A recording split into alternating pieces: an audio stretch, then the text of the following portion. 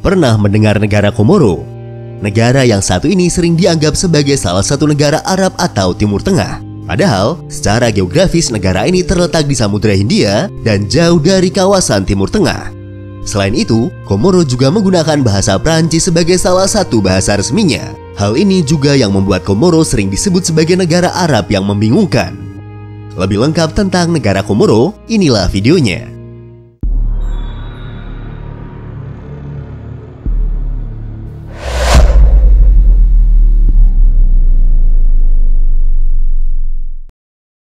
Negara Komoro atau yang secara resmi dikenal dengan nama Perserikatan Komoro adalah sebuah negara merdeka yang terletak di kawasan Afrika Selatan. Secara rinci, negara Komoro terletak di Samudra Hindia di ujung utara Selat Mozambik di lepas pantai timur Afrika. Komoro merupakan salah satu negara kepulauan di benua Afrika. Negara ini berbagi perbatasan laut dengan negara Madagaskar di timur, Mozambik di barat, dan dengan Seychelles di timur laut. Wilayah daratan Komoro terdiri dari 3 pulau besar, yaitu Grande Comore atau Ngazija, Moheli atau Mwali, dan Anjouan atau Zawani serta banyak pulau-pulau kecil. Total luas daratan negara ini adalah sekitar 1.862 km persegi, menjadikannya sebagai salah satu negara terkecil di dunia. Jika kita coba bandingkan luas negara ini dengan luas daerah yang ada di Indonesia, luas negara Komoro ini seukuran dengan luas wilayah Kabupaten Tasikmalaya di Jawa Barat. Ibu kota dari negara Komoro adalah kota Moroni yang terletak di Pulau Ngazija. Kota ini juga menjadi kota terbesar di negara Komoro. Menurut data sensus penduduk, diperkirakan jumlah populasi penduduk negara Komoro adalah sebesar 850.886 jiwa, yang menjadikannya sebagai salah satu negara berpenduduk paling sedikit di dunia. Namun, jika dibandingkan dengan luas wilayahnya, Komoro adalah salah satu negara yang paling padat penduduknya, dikarenakan tingkat kepadatan penduduk di negara ini adalah sekitar 457 jiwa per kilometer persegi.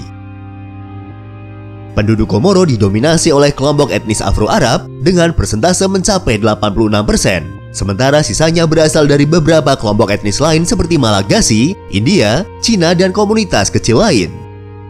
Kemudian dari segi agama, lebih dari 98% penduduk Komoro menganut agama Islam. Dari jumlah persentase tersebut, Komoro adalah satu-satunya negara dengan mayoritas penduduk muslim di kawasan Afrika Selatan.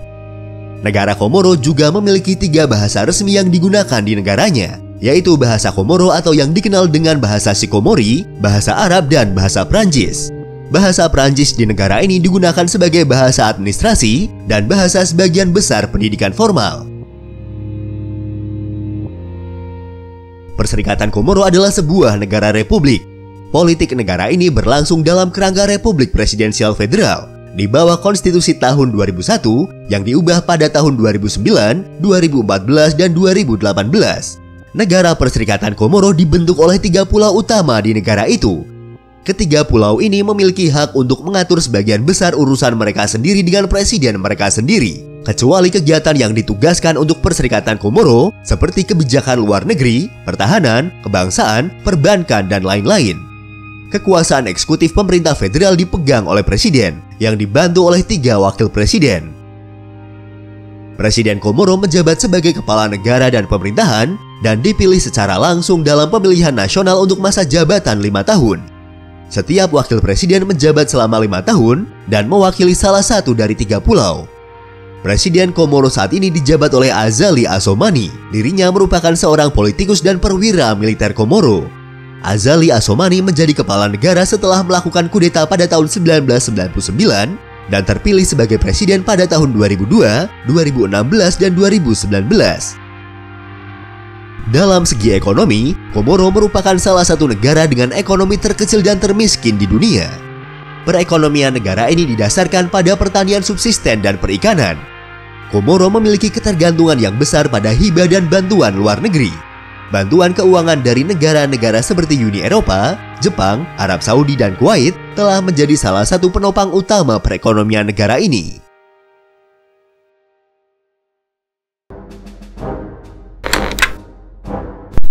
Sejarah Komoro.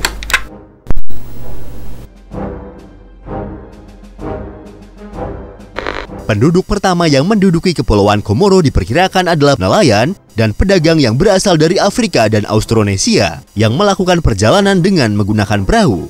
Mereka datang ke Komoro sekitar abad ke-6 Masehi atau lebih awal.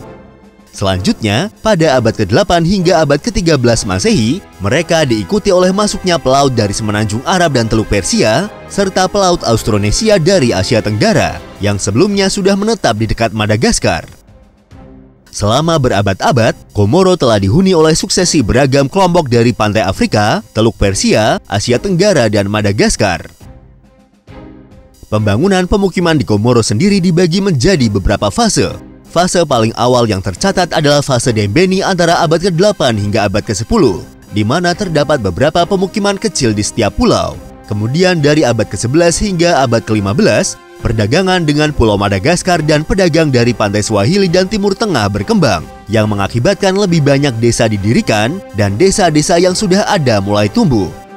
Banyak orang Komoro dapat melacak silsilah mereka hingga nenek moyang dari semenanjung Arab, khususnya Hadramaut yang tiba selama periode ini.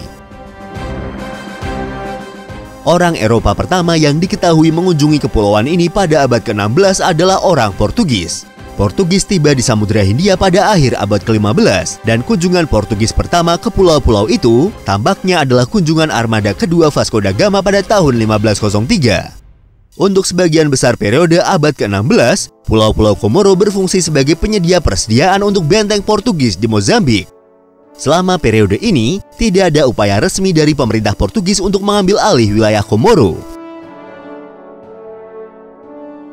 Sekitar awal abad ke-17, kapal-kapal Inggris dan Belanda mulai berdatangan ke wilayah Kepulauan Komoro.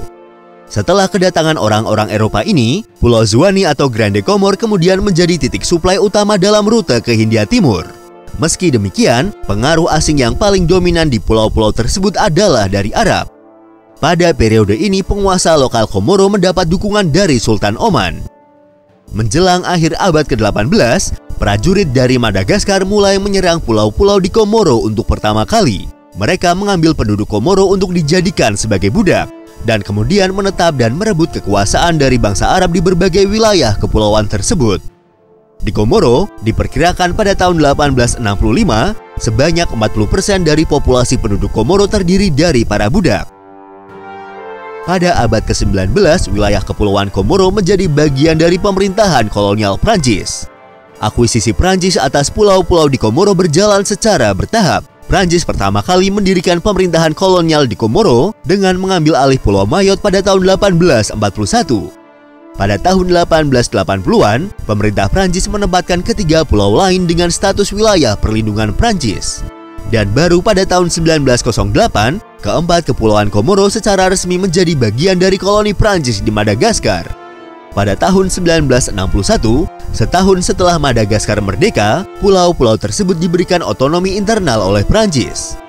Pada tahun 1973, perwakilan Komoro mengadakan sebuah kesepakatan dengan pemerintah Prancis untuk memberikan kemerdekaan Komoro pada tahun 1978. Dan pada tahun 1974, referendum diadakan di keempat pulau tersebut. Hasil dari referendum tersebut, 3 pulau memilih kemerdekaan, sementara Pulau Mayotte memilih menentang dan tetap berada di bawah pemerintahan Prancis.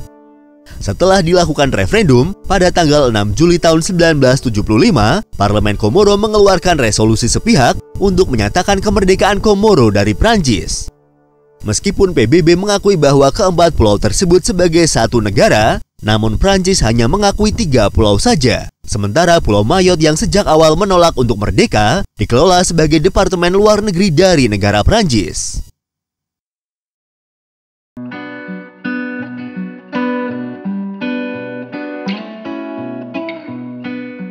Itulah ringkasan sejarah tentang berdirinya negara Komoro. Dan seperti biasa, untuk mengenal lebih dekat dengan negara ini, berikut adalah 20 fakta tentang negara Komoro.